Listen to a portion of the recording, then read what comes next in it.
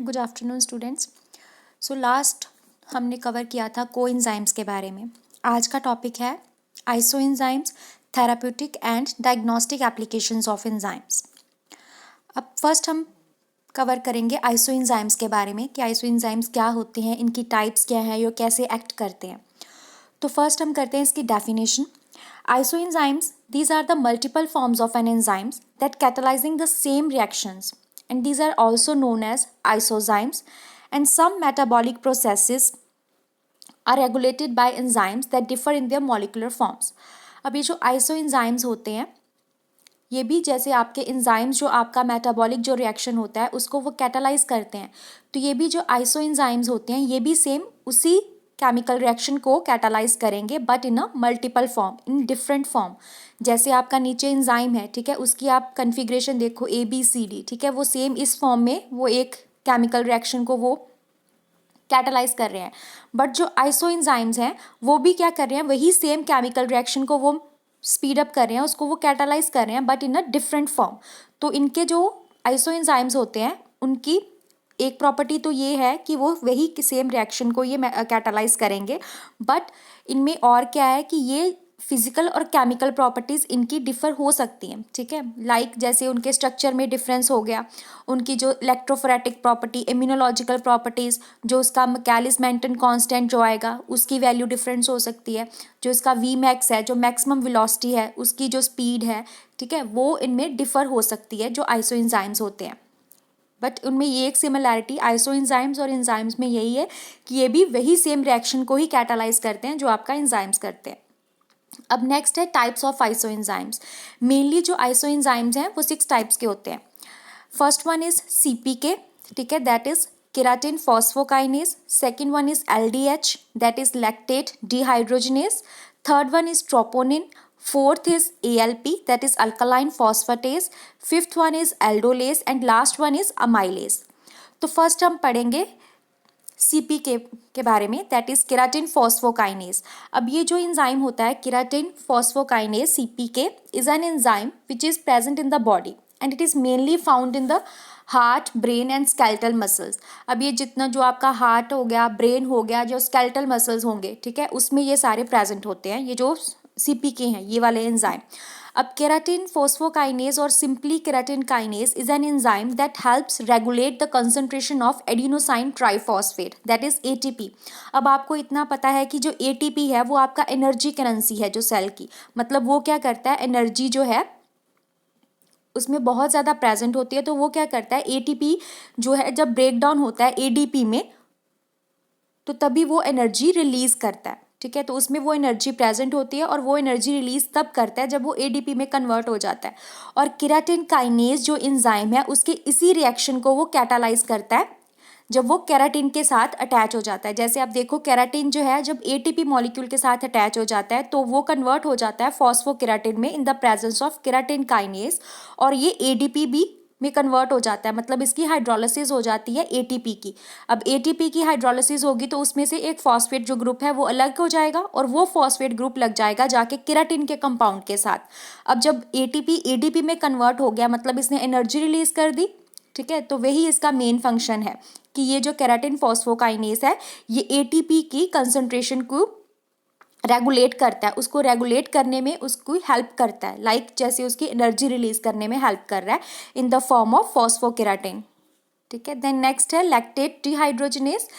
अब ये next isoenzyme है और इसको हम शॉर्ट में LDH बोलते हैं। और ये जो LDH जो एंजाइम है ये बहुत इंपॉर्टेंट आइसोएंजाइम है, इसकी बहुत ज़्यादा इंपॉर्टेंस है। क्यों? क्योंकि ये बहुत ज़्यादा जो डायग्नोसिस वगैरह जो होती है किसी डिसीज़ की, specially in case of myocardial infarction, जो आपके हार्ट अटैक्स वगैरह होते हैं, ठीक है, उनको डिटेक्ट करने में ये जो आइसोएंजाइम है ये बहुत हेल्पफुल होता है। सो हम पहले इसकी डिटेल में पढ़ते हैं। LDH is an enzyme required during the process of turning sugar into energy for your sales.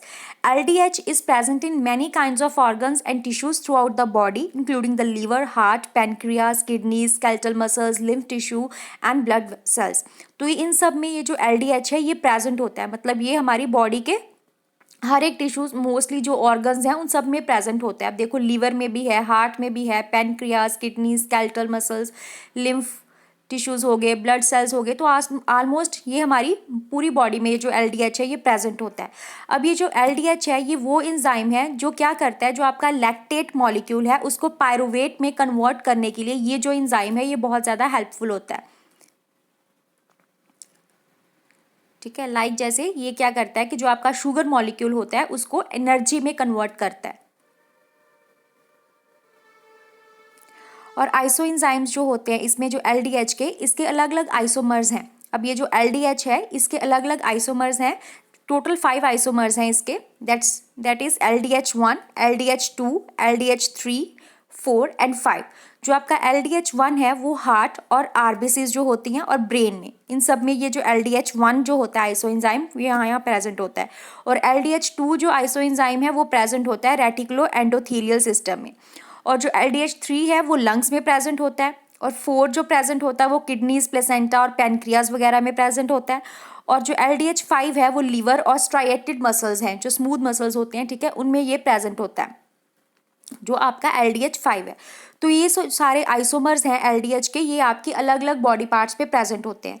अब ये LDH जो है इसका एक मेन ये भी चीज़ है कि जितना भी ये जो LDH का वैल्यू है, ठीक है, अगर आपकी LDH1 जो है, ठीक है, जो आपके हार्ट में प्रेजेंट है, अब जब इसकी LDH की वैल्यू जो है वो LDH2 से ज़्यादा होगी, ठीक है, तो ये क्या होता है कि ये इन्फेक्शन के केस में होता है। मतलब जब आपके जो हार्ट अटैक्स वगैरह होते हैं, ठीक है, तभी जो डॉक्टर हैं वो डायग्नोस कर पाते हैं कि हाँ कि पेशेंट को हार्ट अटैक हुआ है। वो इसी चीज़ की जो LDH की वैल्यू को डिटरमिन करने के बाद ही वो कंफर्म करते हैं कि हाँ कि इस पर्सन को हार्ट अटैक हुआ है या कोई और डिसीज़ है, ठीक है। तो LDH इन सब चीज़ों को डायग्नोस करने के लिए इसकी बहुत ज़्यादा इंपॉर्टेंस है। देन नेक्स्ट आइसोएंजाइम है troponin. Troponin is a type of protein which is found in the muscles of your heart. Troponin is not normally found in the blood. When heart muscles become damaged, troponin is sent into the bloodstream. As heart damage increases, greater amounts of troponin are released in the blood. अब ये जो troponin है एक तरह का एक protein molecule है जो हमारे हार्ट के जो मसल्स होते हैं उसमें ये प्रेजेंट होता है। ये नॉर्मली ब्लड में हमारे प्रेजेंट नहीं होता, पर जैसे ही हमारे जो हार्ट के मसल्स हैं वो डैमेज हो जाते हैं, ठीक है, ये मेनली जो हार्ट मसल्स में ये जो प्रेजेंट होता है ट्रोपोनिन, पर जब हमारे हार्ट मसल्स ही डैमेज हो जाते हैं तो ये क्या होता है, ट्रोपोनिन जो होता है वो ब्लड स्ट्रीम में चला जाता है। अब जैसे जैसे हार्ट की डैमेज जो है वो इंक्रीज करती जाएगी, वैसे वैसे ये जो ट्रोपोनिन है हमारी ब्लड में रिलीज होता जाएगा। मतलब हमारे ब्लड में जो ट्रोपोनिन का लेवल है वो इंक्रीज करता जाएगा। अब एक ट्रोपोनिन का एक टेस्ट होता है, ठीक है, जब हार्ट अटैक को डायग्नोज करना है तो उसके लिए एक टेस्ट होता है ट्रोपोनिन टेस्ट, ठीक है। तो इस टेस्ट में क्या होता है, cardiac troponin T is measured in nanograms पर millilitre. If your troponin T level is above the 99th percentile for the test being used, your doctor will likely diagnose a heart attack. Levels that start high and fall suggest a recent injury to the heart. It could have been a mild heart attack. अब major और minor जो heart attacks होते हैं वो doctor कैसे diagnose करते हैं, इसी जो आपका ट्रोपोनिन T लेवल को चेक करके।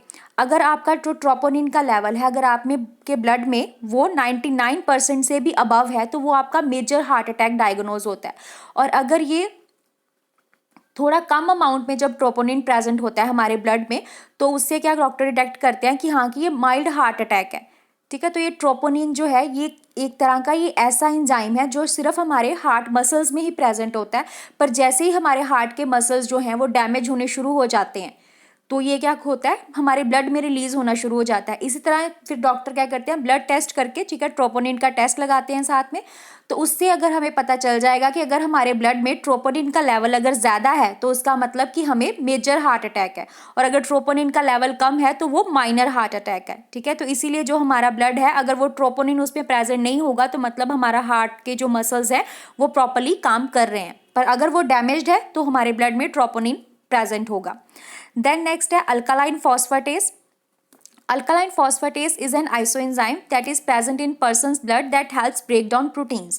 The body uses ALP for a wide range of processes and it plays a particular important role in liver function and bone development. अभी जो अल्कलाइन फॉस्फेट एंजाइम है ये जो पर्सन्स हैं उनके blood में प्रेजेंट होता है और ये हेल्प करता है प्रोटीन की ब्रेक डाउन के लिए, ठीक है। जो प्रोटीन्स होते हैं, ठीक है, जिसमें आपके अमाइनो एसिड्स की चेन होती है उनकी ब्रेक डाउन के लिए जो अल्कलाइन फॉस्फेट एंजाइम है ये बहुत हेल्पफुल होता है। तो अल्कलाइन फॉस्फेटेज और basic phosphatase is a homodimeric protein enzyme of 86 kilo daltons, ये इसका वेट है। Then each monomer contains 5 cysteine residues, 2 zinc atoms, 1 magnesium atom, crucial to its catalytic function and it is optimally active at alkaline pH environments। तो mainly क्या होता है कि जो alkaline phosphates है उसमें 5 सिस्टाइन रेजिड्यूज होते हैं, मतलब उसमें 5 जो है आपके सिस्टाइन अमाइनो एसिड्स प्रेजेंट होंगे, 2 उसमें जिंक एटम होते हैं और 1 उसमें मैग्नीशियम एटम प्रेजेंट होता है, ठीक है, जो एज एक्ट करता है एज अ कैटालिटिक फंक्शन। तो ये जो अल्कलाइन फॉस्फेटेज एंजाइम है, ठीक है, अब इसकी अल्कलाइन नेचर है तो ये एंजाइम तभी एक्टिव होगा जब ये अल्कलाइन पीएच में होगा, जब मतलब इसकी जो पीएच है, जब इसकी बेसिक पीएच होगी तभी वो अपना एक्शन शो कर पाएगा, तभी ये एक्टिव फॉर्म में आएगा। देन नीचे है इसके रिएक्शन, जो आपका अल्कलाइन फॉस्फेट एंजाइम है वो क्या कर रहा है, फॉस्फेट मोनो एस्टर को जब हम वाटर के साथ ट्रीट करवाते हैं तो ये क्या करता है कि अल्कोहल की फॉर्मेशन करता है और फॉस्फेट ग्रुप रिलीज हो जाता है। तो अल्कलाइन फॉस्फेटेज मेनली हेल्प क्या करते हैं, जो अल्कोहलिक फॉर्मेशन है उनको बनाने में, और ये क्या करते हैं, फॉस्फेट ग्रुप जो है उनको रिलीज कर देते हैं, ठीक है। तो ये है नीचे इसके रिएक्शन। देन नेक्स्ट आइसोएंजाइम है aldolase. Aldolase is a glycolytic enzyme that catalyse the conversion of fructose 1,6-diphosphate to glyceraldehyde 3-phosphate and dihydroxyacetone phosphate via the glycolysis metabolic pathway within the cell. Aldolase is localized in both the cytoplasm and nucleus। अब ये जो isoenzyme है ये हमारे जो cell का part है, cytoplasm और न्यूक्लियस, उसमें ये प्रेजेंट होते हैं और मेनली ये क्या करते हैं, ग्लाइकोलाइसिस का जो प्रोसेस होता है, ठीक है, तो उसमें ये हेल्पफुल होते हैं, मतलब जिसमें हम ब्रेक डाउन करते हैं ग्लूकोज मॉलिक्यूल्स की। तो ये क्या करता है, जो आपका फ्रक्टोज 1,6-बाइफॉस्फेट जो आपका मॉलिक्यूल है उसको ये कन्वर्ट करता है डाईहाइड्रोक्सी एसीटोन फॉस्फेट और ग्लिसरैल्डिहाइड 3-फॉस्फेट में, मतलब ये शुगर मॉलिक्यूल को ब्रेक डाउन करता है। तो ये आप नीचे रिएक्शन देख रहे हो, जो आपका फ्रक्टोज 1,6-बाइफॉस्फेट जो आपका कंपाउंड है in the presence of aldolase isoenzyme वो कन्वर्ट हो रहा है और उसकी ब्रेक डाउन हो रही है डाईहाइड्रोक्सी एसीटोन फॉस्फेट और ग्लिसरैल्डिहाइड 3-फॉस्फेट में। Then next जो last isoenzyme है that is amylase. Amylase is an enzyme that catalyzes the hydrolysis of starch into sugars. Amylase is present in the saliva of humans and some other mammals where it begins the chemical process of digestion.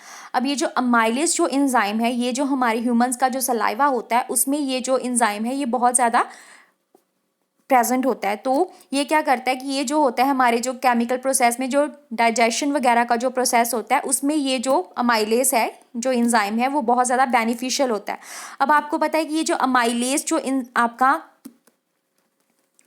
Enzyme है ये क्या करता है, जो hydrolysis करवाता है starch molecules की। अब आपने जब स्टार्च के मॉलिक्यूल आप देखोगे तो स्टार्च के मॉलिक्यूल में 2 चीज़ें प्रेजेंट होती हैं, एक होता है अमाइलोस और एक होता है माइलोपैक्टिन, ठीक है, ये 2 कंपाउंड उसमें प्रेजेंट होते हैं। But in the presence of amylase enzyme starch converted into sugars, मतलब ये जो अमाइलोस और माइलोपैक्टिन जो 2 शुगर्स कंबाइन होके एक आपका स्टार्च का मॉलिक्यूल बनाते हैं, ठीक है।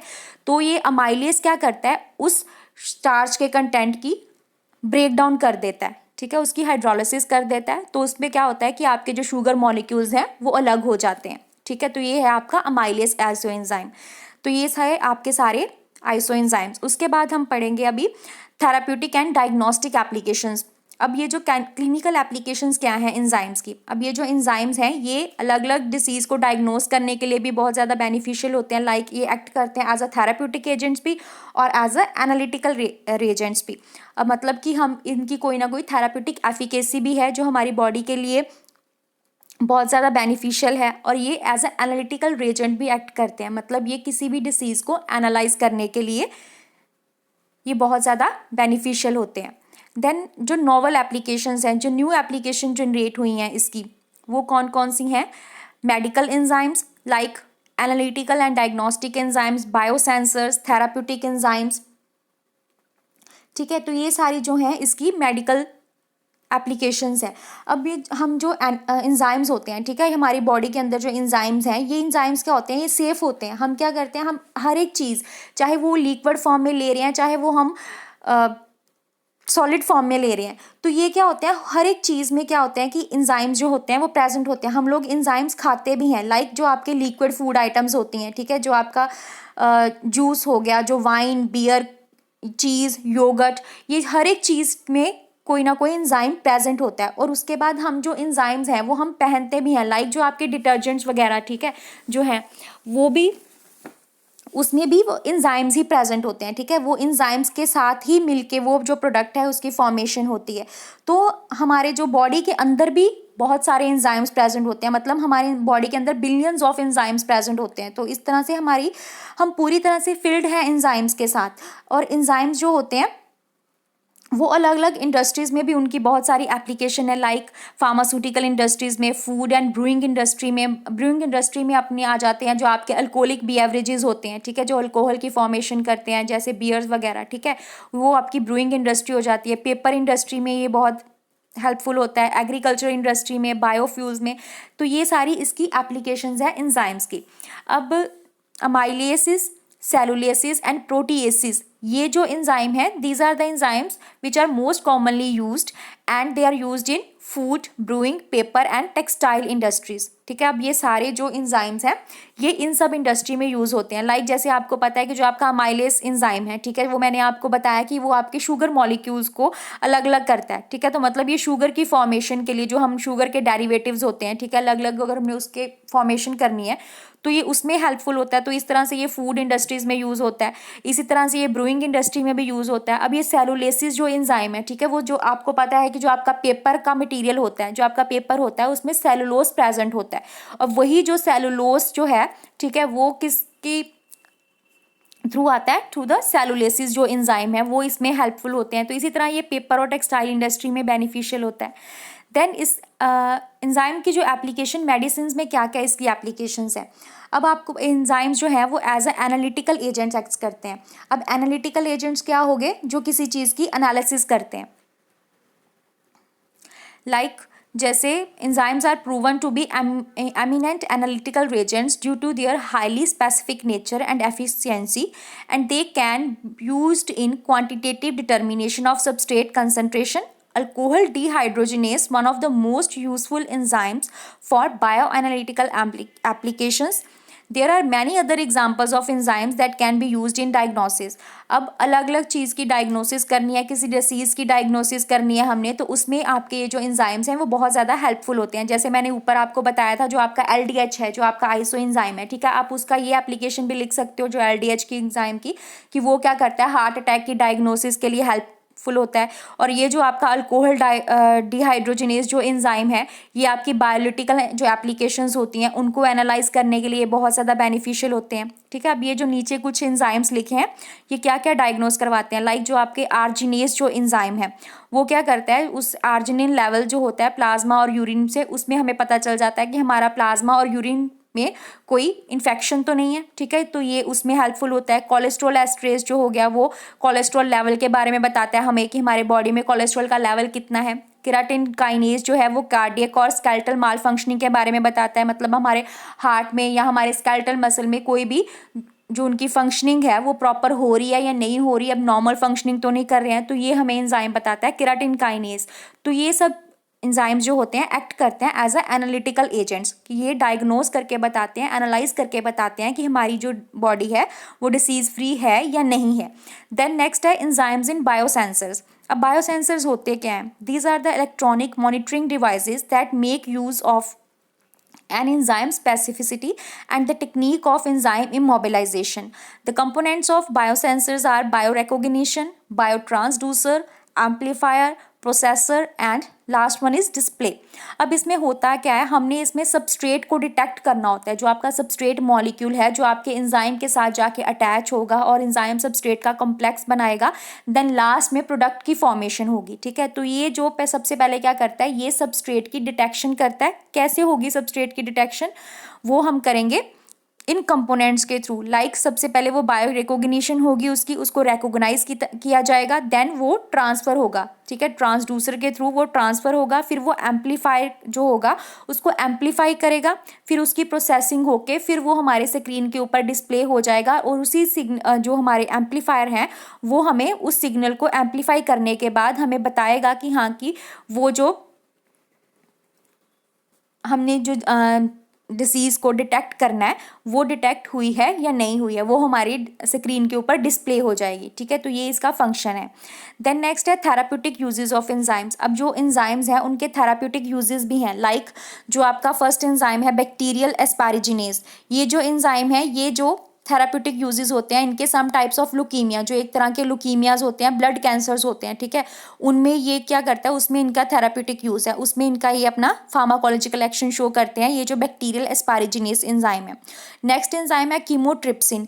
तो ये जो एंजाइम है, ये it is a dissolving pigments of the lens during the extraction of cataract. अब क्या होता है कि जो आपका कैटारैक्ट वो कंडीशन होती है जब आपकी बॉडी जो आपकी आई है, ठीक है, उसमें इतना ज़्यादा वो कंसंट्रेशन हो जाती है फ्लूइड की कि हमारा रेटिना किसी भी इमेज को क्लियर नहीं बता पाता। तो उसमें क्या होता है कि ये कीमोट्रिप्सिन एंजाइम हेल्पफुल करवाता है ताकि हम उस फ्लूइड के कंटेंट को कम कर सके और हमारी जो रेटिना है उससे हमें इमेज जो है वो क्लियर हमें दिखे। ठीक है, तो ये एंजाइम उसमें बेनिफिशियल होता है। देन नेक्स्ट है collagenase enzyme. It is used for debridement. ठीक है, डेब्रिडमेंट हो गया कि cleaning of wound by removing dead tissues. अब हमने वाउंड वगैरह जब क्लियर करना है डेड टिश्यूज को रिमूव करने के लिए of dermal ulcers and swear Burns, उसमें ये एंजाइम हेल्पफुल होता है। देन नेक्स्ट एंजाइम है pepsin, trypsin, peptidase, lipase, amylase, elastase. तो ये जितने भी जीआईटी डिसऑर्डर्स हैं या पैनक्रियाज के जो डिसऑर्डर्स हैं उसमें ये एंजाइम का थेराप्यूटिक इफेक्ट है। देन नेक्स्ट एंजाइम है हियालुरोनिडेज। ठीक है, it is one of the most important enzyme which promote the rapid absorption of drugs injected subcutaneously. It acts by increasing tissue permeability and it is used in the treatment of traumatic and post-operative edema. ठीक है, तो ये जो है hyaluronides enzyme जो है, ये जो एडिमा होता है उसमें ये उसकी ट्रीटमेंट के लिए ये बेनिफिशियल होता है। देन नेक्स्ट है lysozyme. This enzyme is used in the infection of eye. अब हमारी आई में कोई इन्फेक्शन हो गई है तो उसमें ये एंजाइम जो है वो बेनिफिशियल होता है। Then streptokinase, myocardial infection to dissolve blood clots. अब ये जो एंजाइम है ये क्या करता है कि जब मायोकार्डियल इन्फेक्शन जो हार्ट अटैक्स हो जाते हैं उसमें क्या होता है कि हमारे जो हार्ट में जो ब्लड के क्लॉट्स बनने शुरू हो जाते हैं, तो उन ब्लड को क्लॉट्स को डिजॉल्व करने के लिए, ठीक है, मतलब इनका एंटीकोगुलेंट इफेक्ट है, तो ये स्ट्रेप्टोकाइनेस उसमें यूज होते हैं। ठीक है, तो ये सारे इसके थेराप्यूटिक बेनिफिट्स हैं अलग अलग एंजाइम्स के। Then enzymes of diagnostic importance. अब मैंने आपको बताया ऊपर की जो एंजाइम्स हैं वो बहुत सारी जो डिसीजेज हैं उसको वो डायग्नोस करते हैं।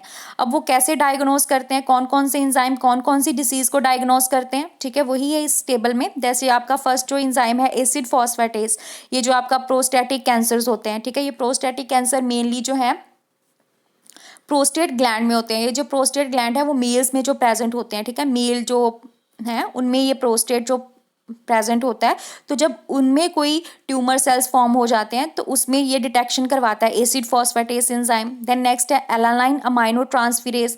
जब कोई लीवर डिसीज होगी लाइक जॉन्डिस वगैरह, लीवर साइरोसिस, उसकी ये डायग्नोस करता है ये एंजाइम। एल्डोलेज जो एंजाइम है वो मसल डिसीज, जो आपकी कोई भी स्केलेटल मसल में कोई डिसीज है उसको ये डिटेक्ट करता है।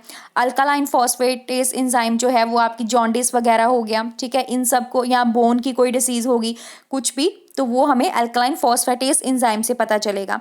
जब हम उस अल्कलाइन फॉस्फेटेस एंजाइम यूज करके हम उसको डायग्नोस करेंगे। देन नेक्स्ट है अमाइलेज। अमाइलेज जो एंजाइम है ये जो पैनक्रियाज के कोई डिसऑर्डर्स हो गए उसको डिटेक्ट करता है। एस्पार्टेट ट्रांसएमिनेज मायोकार्डियल इन्फेक्शन या लीवर डिसीज, मतलब जो हमारे हार्ट या लीवर के जो भी डिसीजेज होंगी उसको ये डायग्नोस करता है। कोलिनेस्ट्रेज जो एंजाइम है ये कोई पॉइजनिंग हो गई, ठीक है, हमारी, और इंसेक्टिसाइड पॉइजनिंग होगी, उसको डिटेक्ट करने के लिए हम कोलिनेस्ट्रेज एंजाइम यूज करते हैं। देन नेक्स्ट है keratin kinase myocardial infection and muscle diseases. Then next enzyme है गामा ग्लूटामाइल ट्रांसफेरेज। अब ये जो एंजाइम है ये क्या करता है कि जब अल्कोहलिज्म, जब हमारी बॉडी में अल्कोहल का कंटेंट बहुत ज़्यादा हाई हो जाता है तो उसमें हम इस एंजाइम के थ्रू डिटेक्ट करते हैं कि हमारी बॉडी में अल्कोहल का कंटेंट कितना है। Then lactate dehydrogenase, it is used for the diagnosis of myocardial infection, leukaemia, muscular dystrophy, hepatic diseases. अब मस्कुलर डिस्ट्रॉफी क्या होती है, जब हमारी जो मसल्स हैं वो वीकन होनी शुरू हो जाती हैं, वो वीक होनी शुरू हो जाती हैं विद टाइम, उसको डिटेक्ट करता है ये। देन है 5 nucleotidase, it used for the detection of hepatitis and obstructive jaundice. Then prostate specific antigen it is also use for the diagnosis of prostate cancer. Then last है आपका trypsin and it is also use for the detection of pancreatic disease and cystic fibrosis. ठीक है, ये जो cystic fibrosis होती हैं ये एक तरह का हमारे जो लंग्स में जो इन्फेक्शन है, ठीक है, एक तरह का जेनेटिक डिसऑर्डर्स है, इसमें हमारे जो लंग्स हैं वो बहुत ज़्यादा इन्फेक्ट हो जाते हैं, उस चीज़ को डायग्नोज करने के लिए हम ये एंजाइम्स यूज़ करते हैं। ठीक है, तो ये सारी थी आपकी जो एंजाइम्स हैं उनकी क्या क्लिनिकल और मेडिकल और थेराप्यूटिक जो एप्लीकेशंस थी, ठीक है, वो हमने आज यहाँ पे कवर किया है। It's all about today. Thank you.